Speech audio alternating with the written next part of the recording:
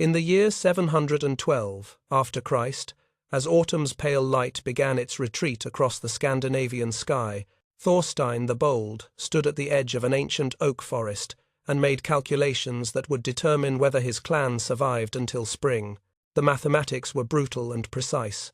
30 days remained before the first killing frost. 40 souls depended on his knowledge. One mistake meant frozen corpses by January. This was not the winter of holiday cards or romantic poetry. In 7th century Scandinavia, winter was an apex predator that devoured the unprepared with methodical efficiency. Temperatures plunged to 40 degrees below zero. Darkness consumed 20 hours of each day. The polar night, that suffocating astronomical phenomenon where the sun never fully rises, stretched across 8 endless months. Historical sagas record families found in spring, perfectly preserved in ice, still seated around cold hearths where the fire had died weeks before death finally claimed them. But here's what the records don't tell us.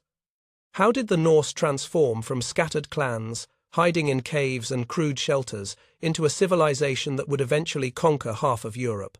The answer lies not in their famous longships or battle prowess, but in an architectural revolution that began in forests like the one where Thorstein stood the development of the mighty Longhouse. Thorstein commanded 30 men that autumn, each one a specialist in the sacred art of tree selection. The ancient builders had learned through catastrophic failures which oaks would hold and which would betray them when winter's weight pressed down. They whispered prayers to the tree spirits, not from superstition alone, but because the ritual enforced patience, and patience meant careful observation of grain patterns that predicted a timber's strength under stress. The wrong tree, split by sub-zero temperatures during construction, could collapse a roof beam and kill a family in seconds. The first true longhouses measured 60 feet in length and 20 feet across. These dimensions weren't arbitrary. They represented generations of bitter knowledge purchased with frozen blood. Too narrow, and the central hearth couldn't adequately warm the space. Too wide, and heat dissipated before reaching the walls, creating deadly cold zones where children and elderly would succumb to hypothermia while sleeping. Too long, and structural support failed under accumulated snow weight. Every measurement encoded a lesson learned through disaster.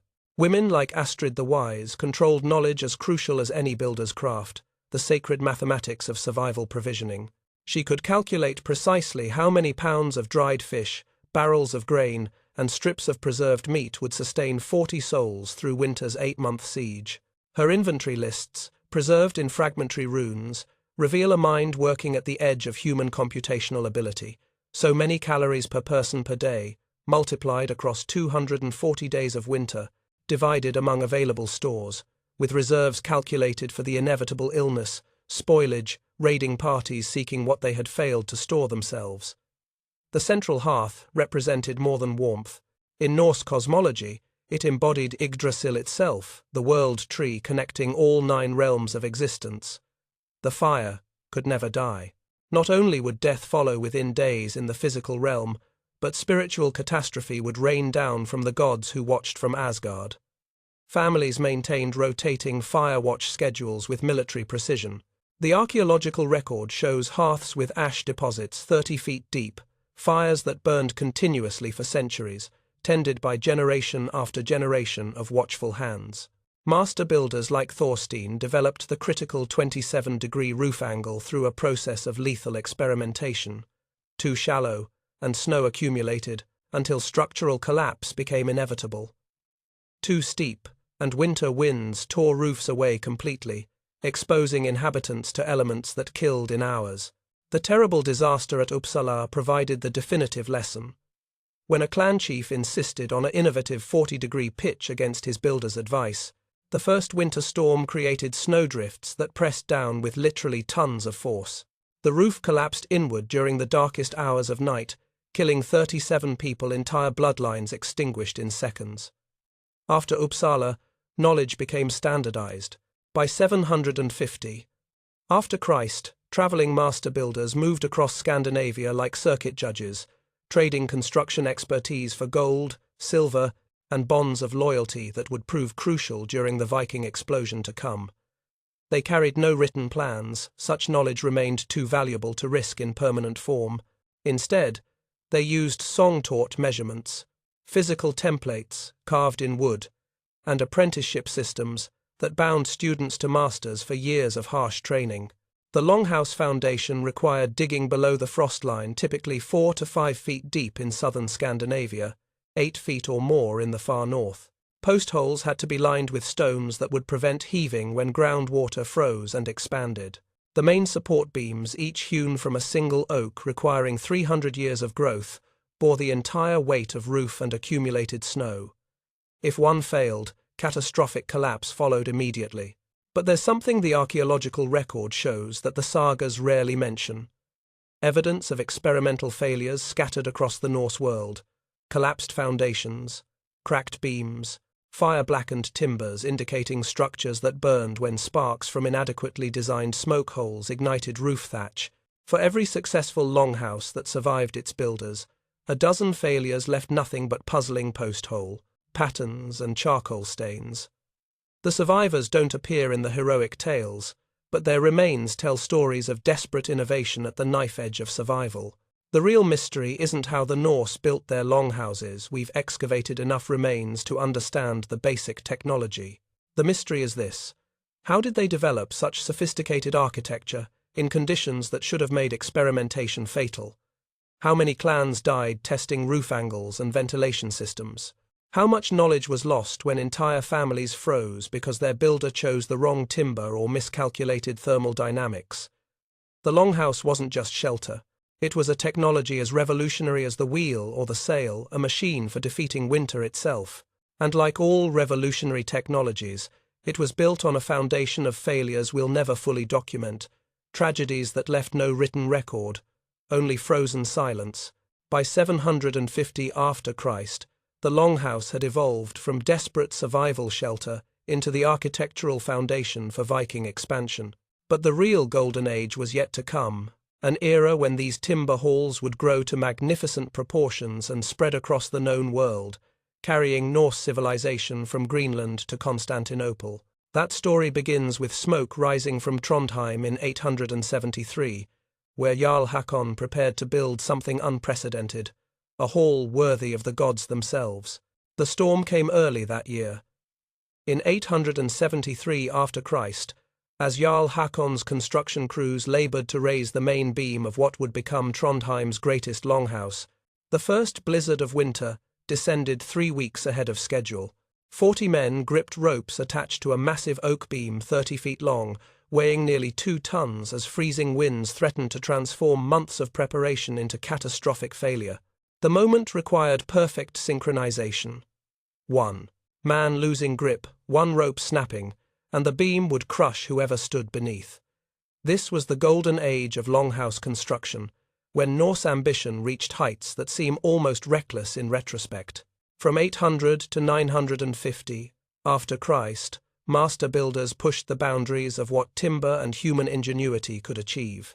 The longhouses evolved from survival shelters into magnificent halls where jarls demonstrated power, skalds sang epics that bound warriors to their lords, and the complex machinery of Norse civilization operated through 8 months of darkness. Jarl Hakon's vision for Trondheim demanded a structure 100 feet in length, nearly double the size of traditional longhouses. 60 warriors would shelter within its walls through the harshest winter in living memory.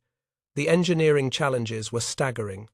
Every additional 10 feet of length required exponentially more structural support. The weight calculations alone pushed the limits of what builders could manage. Without written mathematics, they used knotted ropes, physical models, and intuitive understanding of forces that modern engineers express in differential equations. But here's what makes Hakon's Hall remarkable. It still stands, in modified form, 1100 years later. Archaeologists studying its foundation discovered construction techniques that wouldn't be formally documented in European architecture for another 3 centuries. The builders had somehow intuited principles of load distribution and stress analysis through observation and ruthless trial and error. Inside these great halls, entire universes of social complexity operated. The high seat, always placed against the north wall, commanded sight lines over all who entered while maintaining proximity to the central hearth. This wasn't decorative arrangement, it was tactical architecture. A Jarl in his high seat could read the body language of every person in the hall, assess threats, gauge loyalty, and project authority through simple physical presence. The position also kept him closest to the sacred fire, associating his power with the divine flame that connected earth to the realm of the gods. Women like Gudrun the Keeper controlled the hearth with authority that rivaled any warrior's battle command. The flames she maintained had burned continuously for 7 generations, 210 years of unbroken fire, tended day and night through invasion, famine, and the deaths of Jarls. Historical records indicate that firekeepers held knowledge of combustion management we've only recently begun to understand.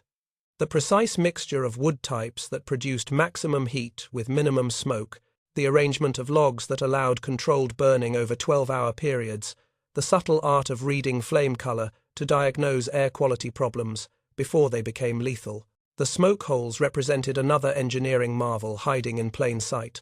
Sliding wooden panels allowed minute adjustments to ventilation too open, and precious heat escaped into the Arctic night, too closed, and smoke accumulated until inhabitants suffocated or went mad from carbon monoxide poisoning. Archaeological evidence from failed longhouses shows rooms full of skeletons with no signs of violence or disease, just families who miscalculated ventilation during a sealed winter night and never woke. The builders at Trondheim developed a revolutionary dual smoke hole system that created cross-draft, pulling smoke up and out while maintaining stable interior temperatures. The feast hall at Leger, completed in 892, could accommodate 200 warriors simultaneously, but its true genius lay in acoustic design that seems impossibly sophisticated for the era. A single skald, standing at the hall's center, could project his voice to every corner without shouting, while maintaining the intimate acoustic quality essential for the binding of oaths and the recitation of genealogies. Modern acoustic engineers studying the ruins discovered that the builders had positioned roof beams at precise angles that amplified and distributed sound waves, essentially creating a wooden amplification system through geometry alone.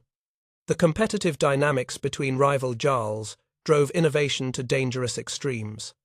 When Olaf Treecutter completed a 90-foot hall in 891, his rival Harold immediately began construction of a 110-foot monster that required stripping entire forests for miles around.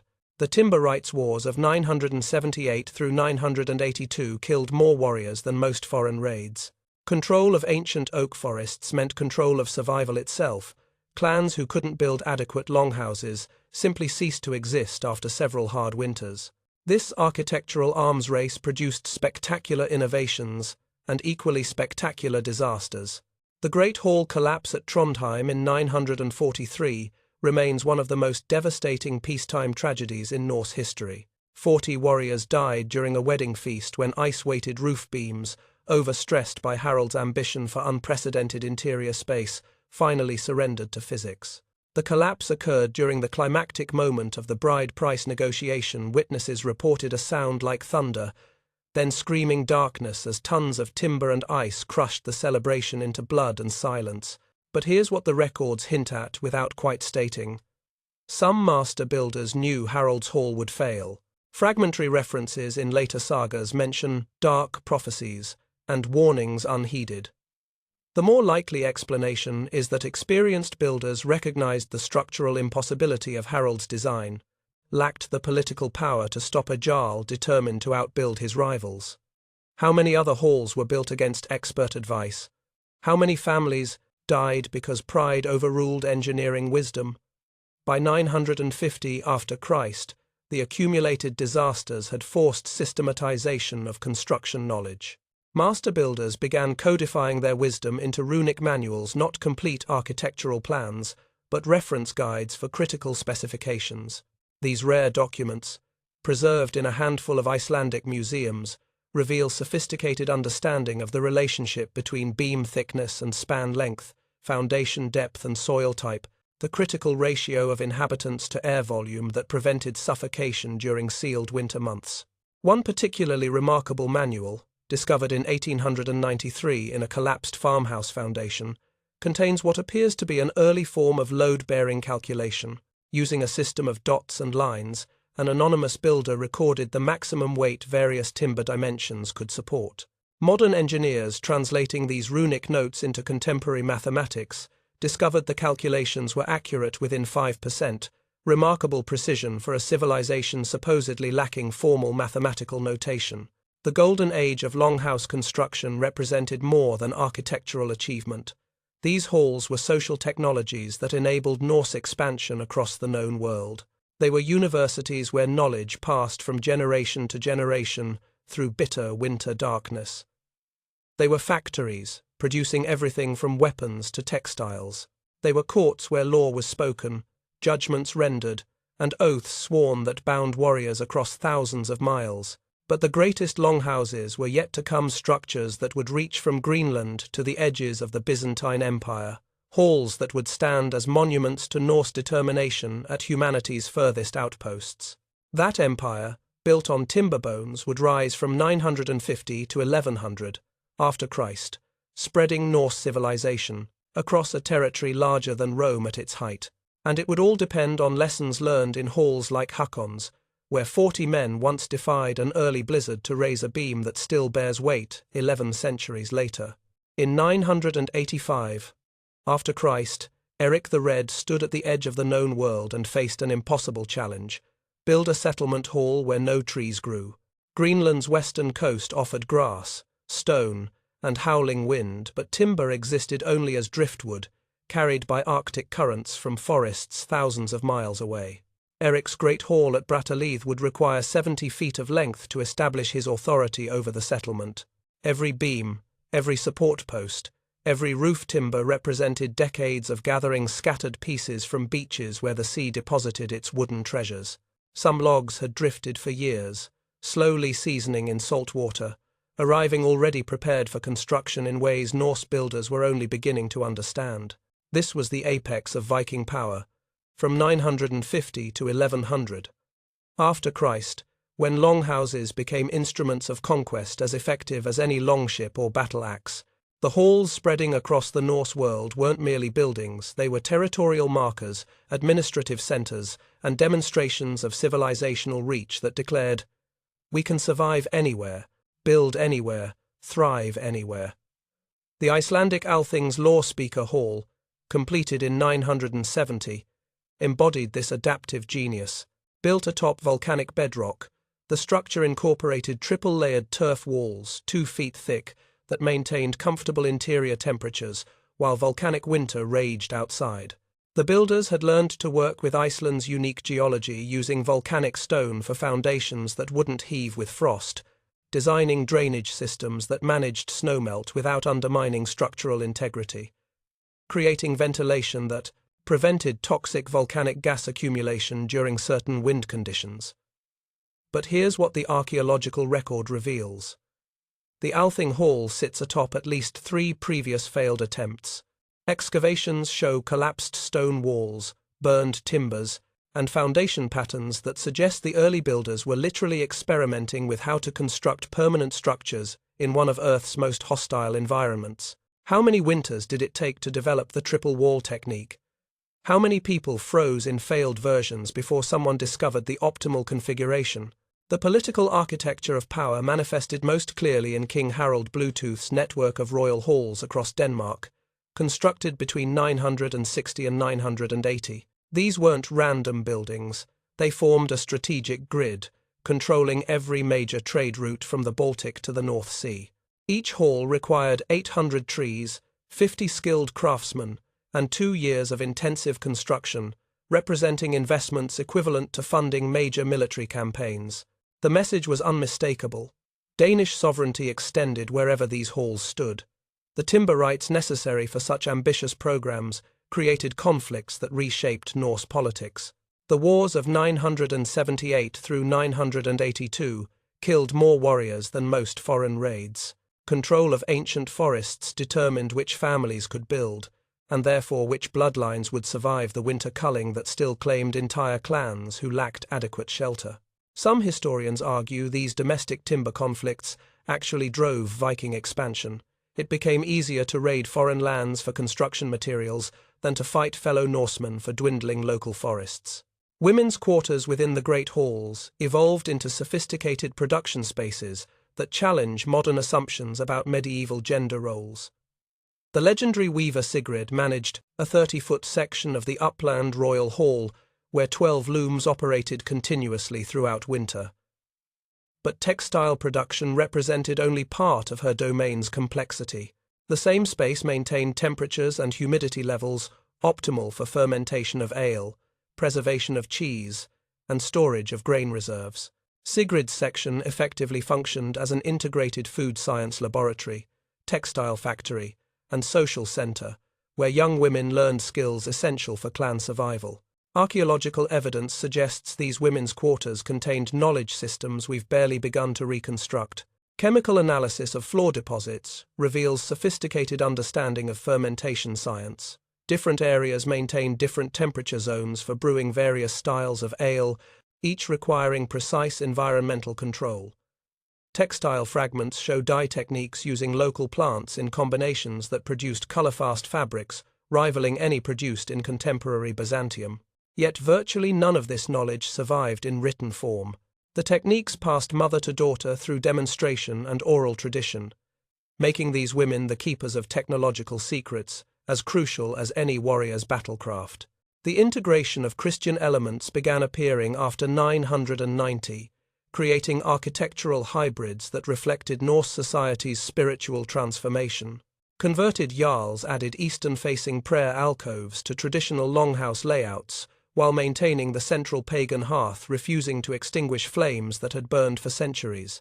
These transitional structures reveal a civilization negotiating between old gods and new, pragmatically incorporating Christian elements while hedging bets with traditional protections against the very real threats of starvation and freezing. One particularly fascinating example at Trondheim, dated to approximately 1010 after Christ, shows a hall with both a Christian chapel and a pagan shrine occupying opposite ends of the same structure.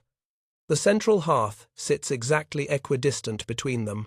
Was this careful diplomacy, genuine spiritual uncertainty, or cynical insurance against whatever powers might actually control winter's mercy?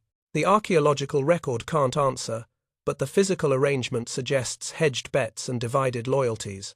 The Longhouses, spreading across the Viking world from Dublin to Kiev, represented more than architectural achievement.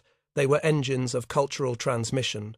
Irish slaves brought to Icelandic halls introduced construction techniques from their homeland. Byzantine craftsmen captured during Eastern raids shared masonry skills that influenced later Norse building. Arab traders visiting Norwegian halls demonstrated ventilation principles developed for desert climates that Norse builders adapted for Arctic conditions. These timber structures became crossroads where global knowledge concentrated, mutated, and spread.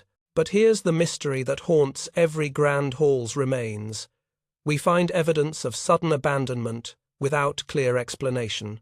Halls provisioned for winter, hearth fires carefully banked, possessions left in place as if inhabitants expected to return tomorrow. Some abandonments coincide with known historical events, raids, famines, disease outbreaks. Others occur during periods of apparent prosperity, with no record of why dozens of people would suddenly leave substantial investment in structure and stored provisions. The empire built on timber bones reached its greatest extent around 1050 after Christ. Norse halls stood in Greenland, Iceland, the Faroe Islands, Scotland, Ireland, England, Normandy, and along the rivers penetrating deep into Russia. Each hall represented the same fundamental achievement, mastering winter's attempt to erase human presence from the planet's hostile margins. But climate itself was about to shift. The Little Ice Age was beginning its advance, and even the mightiest halls would face challenges their builders never anticipated. The Twilight era would bring both Longhouse technology's greatest triumphs and most devastating failures, including the slow death of Greenland's settlements and the mysterious silence that still echoes from abandoned halls at the technical edge of the world. The last letter from Greenland arrived in Iceland in 1308 after Christ. It described shrinking pastures, failing crops, and winters that no longer ended when they should. Then, silence. For decades, then centuries, no ships returned from the Norse settlements that had once boasted 16 churches and hundreds of longhouses. When explorers finally reached Greenland's eastern settlement in the 1500s, they found empty halls, scattered bones, and mysteries that still haunt archaeological investigation. This was the twilight of the Viking Age, when the Little Ice Age advanced between 1100 and 1300 after Christ, dropping temperatures 5 degrees below historical norms, enough to transform marginal survival into impossible mathematics. The Greenland settlements, humanity's furthest permanent outpost against the Arctic void, began their death spiral. Modern excavations reveal desperate adaptations that read like slow-motion catastrophe. Halls subdivided into ever smaller compartments to conserve heat, roof beams salvaged from abandoned structures as timber supplies vanished, and most heartbreaking furniture burned for warmth in final winters before the silence descended. But here's what the physical evidence shows that no saga records. The Greenlanders didn't simply freeze, they systematically dismantled their civilization, piece by piece, retreating from outlying farms to central halls, burning increasingly precious items for temporary warmth, making calculated decisions about who would survive and who wouldn't. The last winter, whenever it came, left a handful of people in the largest hall, burning the last roof beam, knowing rescue would never arrive. The mystery isn't why Greenland failed climate change, explains the broad strokes. The mystery is why no one escaped. These were Vikings, master sailors who had crossed the Atlantic in open boats. Yet archaeological evidence suggests no panic evacuation, no desperate final voyage. The settlement simply stopped. Some researchers propose the last survivors were too weakened by malnutrition to attempt escape. Others suggest social collapse so complete that collective action became impossible. A few whisper about evidence of something darker conflict, perhaps cannibalism that no one wants to examine too closely. Yet even as Christianity's stone churches replaced wooden halls across Scandinavia, master builders preserved ancient longhouse wisdom through ingenious adaptations. The stave churches of Norway, particularly Borgund Church, completed in 1180, incorporated traditional timber construction techniques into soaring wooden cathedrals that rivaled any stone structure. These churches used the same post and beam systems, the same understanding of load distribution, the same reverence for timber's structural properties that had sustained Norse civilization through centuries of winter. The stave churches represent something profound, cultural knowledge transcending religious transformation. The men who built Borgund Church were Christians, but they thought like their pagan ancestors, understanding wood the way their grandfathers had, using techniques refined through generations of longhouse construction. The massive corner posts, hewn from single trees that had grown for 400 years, connected earth to heaven exactly as the old hearth posts had connected the human realm to Yggdrasil's branches. Icelandic farmers developed the revolutionary bathstofa design around 1200 after Christ, a hybrid longhouse, incorporating every lesson learned from centuries of Arctic survival. Triple wall construction used volcanic ash mortar as insulation between timber layers, creating thermal barriers that maintained 70-degree temperatures using minimal fuel. Sophisticated air circulation systems prevented both heat loss and carbon monoxide accumulation. These structures represented the culmination of Norse building wisdom, refined until every element served multiple purposes. Walls that insulated, supported, and stored tools. Floors designed for drainage, heating, and workspace. Roofs that shed snow, collected rainwater, and provided storage. But here's what makes the bathstofa remarkable. Icelandic farmers were still building them in the 1900s. The design proved so effective that it survived essentially unchanged for 700 years, outlasting the Viking Age, the medieval period, and the Renaissance. When archaeologists studied 19th-century examples, they found construction details identical to techniques used in halls from the year 1000. This wasn't cultural conservatism, it was recognition that the design had achieved something close to optimal for its purpose. The last great pagan longhouse, built by Svein Forkbeard on the remote Faroe Islands in 1210, measured 120 feet and incorporated 800 years of accumulated wisdom. Japanese-inspired joinery techniques learned through Rus trade routes connecting to Asia. Arabic ventilation principles discovered during Mediterranean raids and adapted for Arctic conditions. Byzantine masonry methods applied to foundation work. This wasn't a Norse structure, it was a culmination of global building knowledge filtered through Norse practical experience. When archaeologists discovered the Forkbeard Hall remains in 1937, the roof beams remained structurally sound after 7 centuries buried in peat. Carbon dating confirmed the timbers were cut in 1208 after Christ. Structural analysis showed the beams could still support their original load. The builders had achieved something we struggle to replicate with modern materials and engineering: wood construction designed for millennial timescales. But the real mystery of Forkbeard's Hall isn't its construction, it's why it was built at all. By 1210, the Viking Age had ended. Christianity dominated Scandinavia. Stone churches were replacing wooden halls across the Norse world. Yet someone invested enormous resources building a massive pagan-style longhouse in one of the most remote locations imaginable. Who was Svein Forkbeard? No historical record mentions him outside of fragmentary references in later Faroese oral traditions. Was this a last defiant gesture by pagan holdouts, a wealthy eccentric's vanity project, or something else entirely? Modern Scandinavian architects studying longhouse ruins discovered principles of communal living and sustainable construction that inform contemporary co-housing movements. The integration of living space, workspace, and social space under a single roof. The careful balance between private zones and shared areas. The sophisticated understanding of passive climate control through building orientation and thermal mass. The longhouses solved problems we're still struggling with. How to house multiple generations comfortably, how to build sustainably using local materials, how to create communities resilient against external threats. The wisdom forged in humanity's darkest winters, when survival required perfect integration of social organization, technical knowledge, and environmental adaptation, still illuminates our path forward. Every contemporary building designed for extreme climates owes debt to Norse builders who had no choice but to get it right the first time. The hearth fires that burned for centuries in these great halls are long extinguished. The halls, themselves mostly vanished, dissolved into soil and mythology, but their shadows stretch across time, reminding us that civilization's greatest achievements often emerge not from comfort and plenty, but from confronting impossible challenges with stubborn determination. In the end, the longhouses weren't defeated by winter.